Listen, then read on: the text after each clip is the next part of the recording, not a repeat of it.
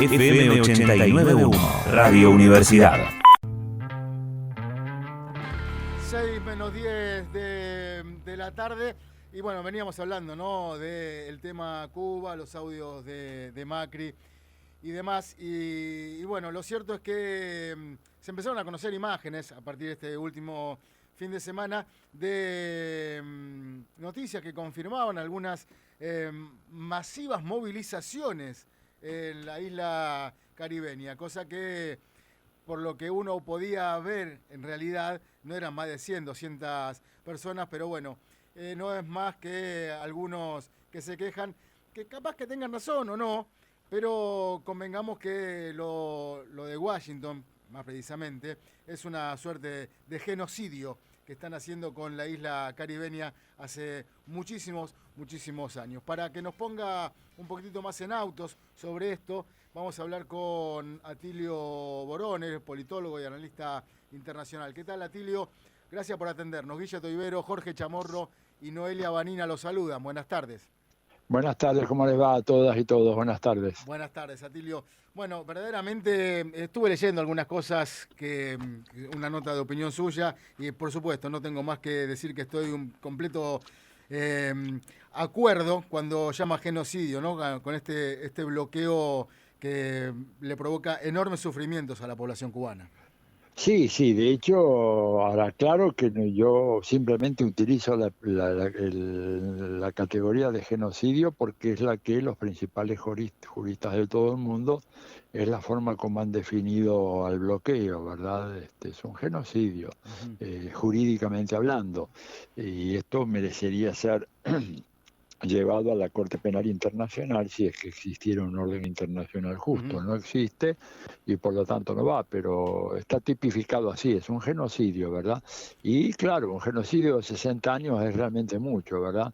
Hitler no llegó a hacerlo durante más de 15 años, digamos, y acá ya van 60, y increyendo, y sobre todo porque ha sido agravado, ha sido recrudecido y hecho mucho más cruel y más sistemático en el marco de la pandemia, lo cual lo hace particularmente odioso, ¿no? Porque uno podría decir, bueno, pero hay una pandemia, entonces se hace una especie de armisticio, una tregua, se espera que termine la pandemia y después, bueno, vuelven a las andadas, pero no, acá lo que hicieron de la mano de Trump fue exactamente lo contrario, profundizar el genocidio, simplemente haciendo mucho más duras las condiciones de vida de las y los cubanos. Entonces es realmente muy indignante. Es indignante y además la sarta de mentiras, ¿no? Estaba leyendo una influencer, vaya a saber, ¿no?, esta palabra nueva llamada Dina Start, que dice que hago responsable al gobierno por la cosa que me pueda pasar, porque dice que en plena entrevista la sacaron de su casa cuando habían denunciado que la isla había cortado el internet y cualquier conexión con el exterior, ¿no? Claro. Sí, no, te digo, las mentiras son pero escandalosas. Llegaron a decir el domingo a la tarde que había renunciado Díaz-Canel, ¿te das cuenta? Sí. Y después yo conseguí algunas imágenes más o menos, yo no, mucha gente las consiguió después finalmente, imágenes de la gente que estaba en San Antonio de los Baños, ahí al sur de La Habana. Sí, realmente eran, si eran 250 o 300 personas, era mucho. Claro que después lo que pasó es que en algunos casos, en medio de la confusión, aparecieron los delincuentes, los oportunistas de siempre, como Claro. hubo en los acontecimientos del 19 y 20 de diciembre del 2001 en la Argentina. Gente que aprovechó, entró y saqueó, digamos, negocios o algunas casas particulares. Pero bueno, eso es inevitable, eso pasa en Estados Unidos y no es noticia. Tenés un escándalo como el asalto al Capitolio, ya no se habla más de ese tema. Y ayer mismo, o anteayer, más de 70 muertos en las protestas de Sudáfrica. Fíjate qué repercusión tuvo eso en la prensa argentina, ninguna. Pero el tema es Cuba, como el tema Nicaragua, Venezuela. En realidad, la prensa esa ya no tiene nada que ver con el periodismo, ¿verdad? Lo que son agencias de propaganda, de publicidad, al servicio de los intereses del imperio y bueno, y eso es lo que hacen y es lo que propagandizan distorsionando totalmente la información y sobre todo envenenando la opinión pública, ¿no? Porque esto es lo que más me preocupa. Tenés una opinión pública envenenada como lo ves en la Argentina, el odio, el discurso del odio, la fuerza que ha ganado ese discurso en la Argentina y hace que mucha gente realmente reaccione básicamente a partir de bueno, actitudes de odio, de desprecio y de una cólera fenomenal contra aquellos que se supone son los causantes de todo esto. Bueno, pero es así, ¿no? Esta es la realidad que nos toca vivir.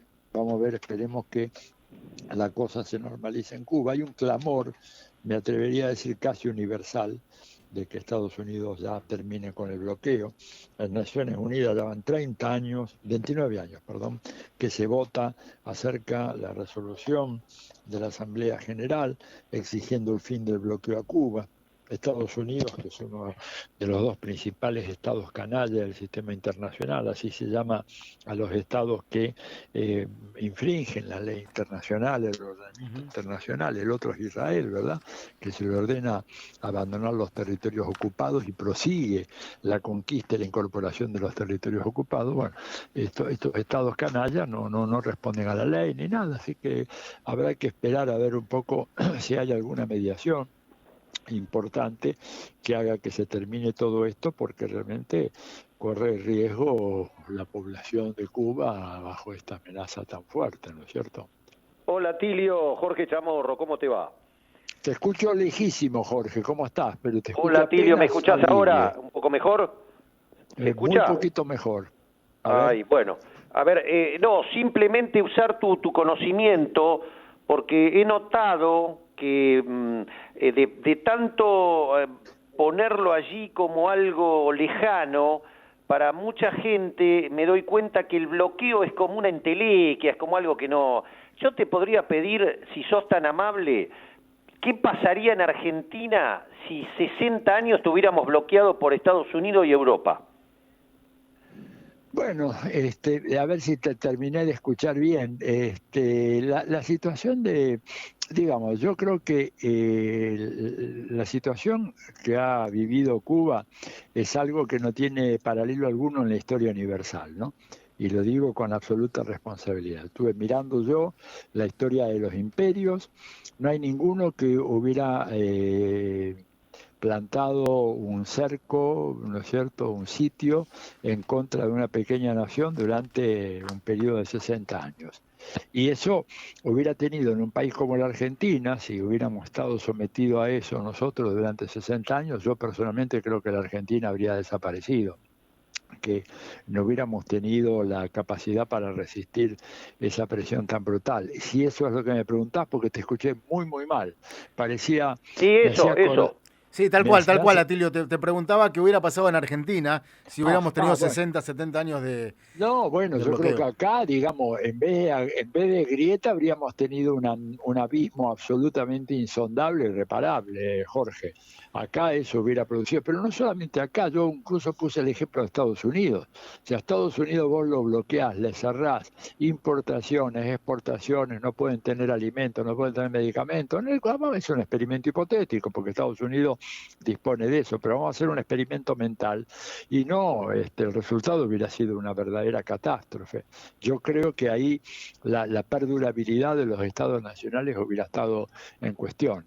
Y en el caso nuestro creo que tendríamos una Argentina del norte, una Argentina occidental, así anexada a Chile, una Argentina del noreste absorbida por Brasil, digo, el país se hubiera roto en 4 o 5 pedazos, y creo que cualquier otro país, ¿verdad? Cuba, de alguna manera, su patriotismo, su integridad nacional, el hecho de ser una isla fortaleció la capacidad de resistencia, pero es muy duro todo y además es muy doloroso por las mentiras, ¿no es cierto?, claro, que se propagan. Fíjate vos que los otros días la Cancillería cubana, hablando de este programa del corredor sanitario para Cuba, planteaba la estadística al día 10 de julio de los muertos por millón de habitantes y decía, bueno, Cuba tiene 137 muertos, pero ¿verdad?, Costa Rica tiene casi 1000. y Suecia tiene 1.446 muertos. O sea, Suecia tiene 10 veces más muertos por millón de habitantes, Sí. ¿verdad?, que Cuba, y sin embargo nadie se plantea hacer un corredor sanitario para salvar a la población sueca, que está pagando un precio muy caro. Nosotros en la Argentina estamos un poquito más arriba de los 2.200 ya. O sea que entonces, si hay un corredor sanitario para un país como Cuba, nosotros necesitaríamos una gran avenida sanitaria. Todo esto, estos datos demuestran la falsedad del argumento del corredor sanitario, de la ayuda a Cuba. Lo que quieren es simplemente esta gente satanizar al gobierno cubano, hacerlo responsable, y por eso yo me permití publicar la nota de Roger Waters, que es muy breve, muy linda, en donde dice: querías quedarte con mi casa, pero yo no te la voy a vender ni la quiero alquilar, entonces me encerrás en mi casa, no me dejás ir al supermercado, ni a la farmacia, ni al banco, ni tampoco me dejás que me lleguen los repuestos para mi auto o para mi moto o para mi heladera, y además te quedás con mis tarjetas de crédito, me cerrás las cuentas del banco y las cuentas de crédito y de ahorro, y por supuesto al cabo de un tiempo algunos de mis familiares se van a querer escapar, aunque sea por la ventana, y vos vas a estar afuera esperándome con un altoparlante acusándome de que soy un inútil, un incapaz de mantener mi casa, de que mi casa está en crisis y que necesita ayuda. Pero todo esto, ahora dice Roger Waters, lo creaste vos, ¿verdad? Y esta es la gran verdad de toda esta historia de la crisis humanitaria en Cuba. La ha creado Estados Unidos, y hasta que Estados Unidos no afloje, esto no se va a arreglar, y Cuba no se va a rendir, ¿eh? Los cubanos, gente que están dispuestas a dar su vida por la defensa de su autodeterminación nacional. No hablemos ni del socialismo ni de nada de eso. Por la dignidad nacional y por el hecho de que 9 de cada 10 cubanos, por lo menos, porque puede ser hasta un poquito más, no quieren saber nada de convertirse en una colonia, ¿no es cierto?, o en un protectorado norteamericano. Entonces ellos pueden tener muchos problemas con el gobierno, pueden criticar el gobierno, todo lo que vos quieras, pero cuando vos decís, bueno, entonces ahora nos convertimos en una Puerto Rico, la gente salta como leche hervida y va a pelear hasta el final para impedir eso. ¿Qué tal, Atilio? Buenas tardes. ¿Escucha, Vanina, ¿Me Atilio? escucha bien? No la escucho. Parece como estuvieran en Sierra Maestra. Me hacen acordar las transmisiones de Sierra Maestra, ¿viste? Se escuchaba un hilito de voz ahí, pero no escucho más nada. Con Bueno, Camilo. si vos voz. le podés Sí. permitir esta pregunta. A ver, yo te la traduzco, Atilio. Dale. La posición básicamente que tiene el presidente de México, ¿no? Que obviamente pidió o sea, obviamente ofreció ayuda para Cuba, y además pidió que ya está con el bloqueo económico, ¿no?, de Estados Unidos, y obviamente se mostró con oposición a esto. ¿Cuál es? Mi pregunta es, ¿qué significa esta posición que tiene el presidente de México para los Estados Unidos? Bien, lo que le está preguntando Vanina Sí. es cuál es la opinión suya sobre la posición que toma Andrés Manuel López Obrador, el presidente de México. Bueno, me parece muy buena, me parece que lo dijo con palabras muy claras, que si se quiere ayudar a Cuba es cuestión de levantar el embargo ya, eso se puede hacer, yo lo he escrito, ¿verdad? Simplemente se puede hacer porque no hay lo más grave del embargo se vino precisamente con Trump, en donde una serie de decisiones del gobierno, o sea, de la Casa Blanca, fueron las que dieron lugar a esta intensificación del bloqueo, ¿verdad?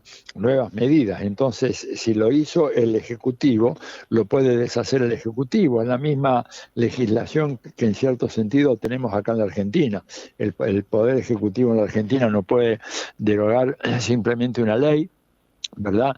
Del Congreso, es el Congreso el que tiene que producir la derogación, pero sí puede el presidente Fernández derogar una orden ejecutiva, un decreto que haya emitido el gobierno anterior. Bueno, Biden puede derogar algunas de esas leyes, ¿verdad? Mejor dicho, decretos firmados por Trump, y sin embargo no lo ha hecho, no ha demostrado tener la menor voluntad de derogar esos decretos, y a mí me parece que eso habla por sí solo de la falta de voluntad para arreglar el problema y de la falta de coraje, ¿no es cierto?, de este hombre, un pobre personaje, un segundón permanente en la política de los Estados Unidos, que por estas cosas de la crisis política hoy en día es nada menos que el primer mandatario de los Estados Unidos.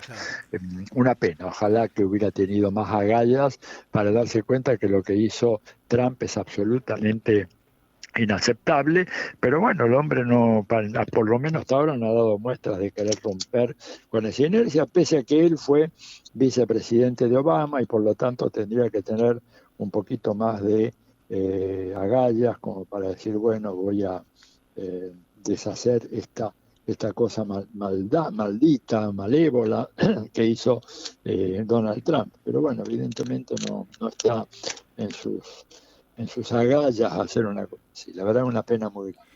Atilio, agradeciéndote, por supuesto, la Por gentileza, te quiero hacer dos preguntas más. Una que me des una opinión sobre Bolivia y lo que se está viviendo ahora, ¿no? Que cada vez está más complicado, muchos funcionarios del gobierno anterior.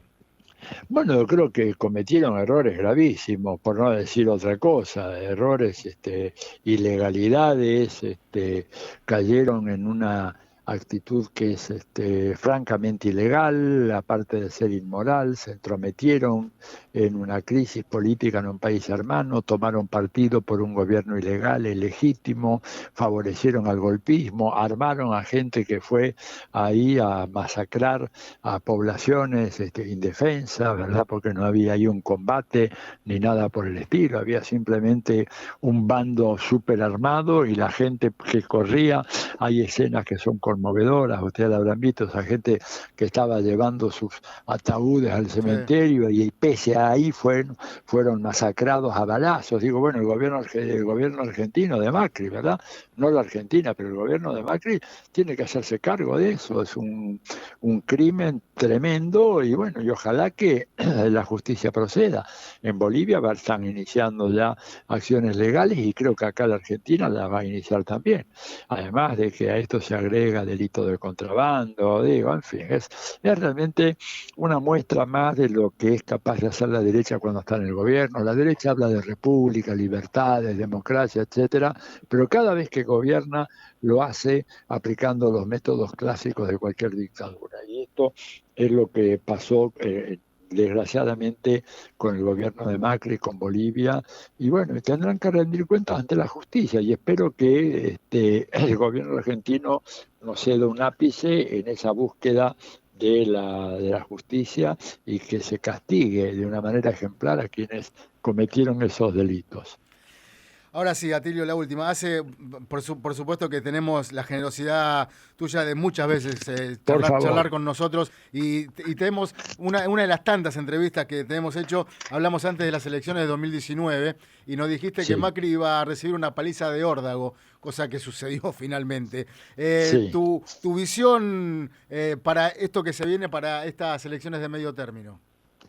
Mira, yo creo que hay una posibilidad de que esto pueda funcionar bien, ¿verdad? Porque la oposición cometió un error muy grave, que fue hacer de la pandemia y el tema de la vacuna el eje central excluyente de la campaña.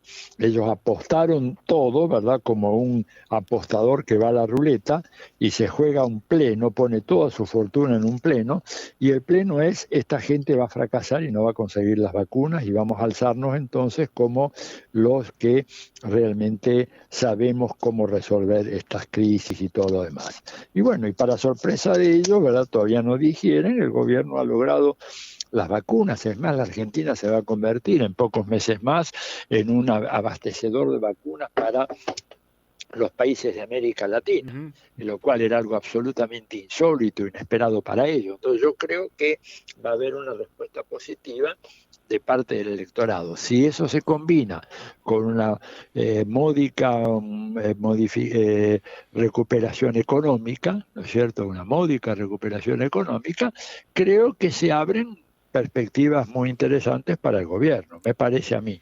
Yo creo que eso es como yo lo veo, me parece, porque los otros cometieron un error muy grave y acá, indudablemente, la batalla de las vacunas se está ganando, se va a ganar ya en pocas semanas más. La Argentina va a tener el grueso de la población vacunada, y eso le quita prácticamente, saca de juego a toda una estrategia. Van a empezar a pelar otra, ¿verdad? Una guerra, una carrera contra el dólar, porque esta gente no se va a cruzar de brazos, ¿verdad? Ellos consideran que el poder o el gobierno ha caído en manos de gente que no debe gobernar este país y que si no lo sacan por las buenas, las van a sacar por las malas. Entonces yo no descartaría una operación de ese tipo. Además, lo han venido anunciando. Patricia Bullrich y Cornejo y Negri estuvieron diciendo en los meses de febrero a marzo que este gobierno se termina este año con las elecciones, porque ellos pensaban que iban a ganar una mayoría abrumadora en ambas cámaras del Congreso y que con eso iban a poder de alguna manera iniciar alguna especie de juicio político en contra del presidente. Ese plan ahora me parece que está archivado y yo creo que si el gobierno se mueve con inteligencia, maneja con mucha habilidad el tema de las listas y las candidaturas, no se cometen errores que en el pasado se cometieron y que nos costaron la elección del 2015, ¿verdad? Si no se reiteran esos errores, yo creo que podemos tener un panorama muy bueno. Ahora, si se cometen errores, ahí ya no hay análisis que valga, ¿no es cierto? Yo quiero creer de que ha habido una actitud de revisión y más cuidado, y me parece a mí de que entonces esos errores no se van a repetir. Atilio, como siempre, un placer, un gusto y muchísimas gracias por tu tiempo. Bueno, y gracias a Jorge, Vanina, que están tan lejos, no sé si me escuchan a mí. Están en Sierra Maestra. Están en Sierra Maestra. Bueno, decirles que ya terminó, que ya ganamos, que pueden bajar a la radio. Bueno, un gran abrazo. Chau, chau. Dicen que en Playa Girón no están, que están en Sierra Maestra. Un abrazo grande, Atilio, listo. Muchísimas gracias. Chau, chau. Pasaba Atilio Borón, que la verdad que un placer escucharlo siempre a este politólogo y analista internacional. Acá lo tuvimos en Entre Tanta Gente. Desde la Universidad Nacional de La Matanza, Radio Universidad FM 89.1. Siempre cerca.